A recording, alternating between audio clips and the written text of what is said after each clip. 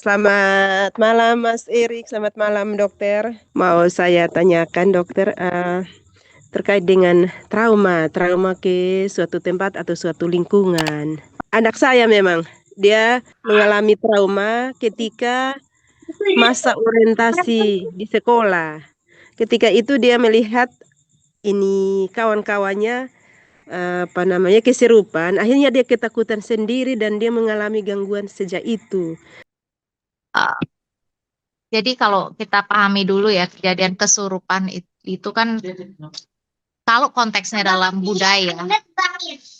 budaya misalkan dalam konteks budaya kayak kuda lumping kita anggap itu sesuatu yang normal. Tapi ketika kesurupan itu terjadi di luar konteks budaya atau kayak di sekolah which is itu nggak normal, itu kita bilang gangguan. Nah itu kan namanya kalau istilah di kedokteran jiwa namanya trans.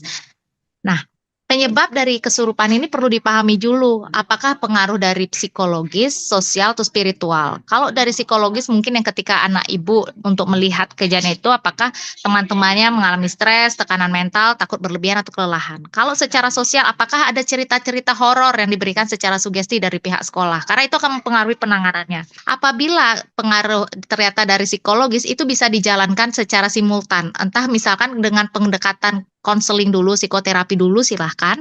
Tapi ternyata dengan konseling aja tidak mampu meredakan fisiknya, mau tahap lanjutan dibantu dengan obat-obatan oleh dokter psikiater silahkan. Jadi dikombinasi itu bagus.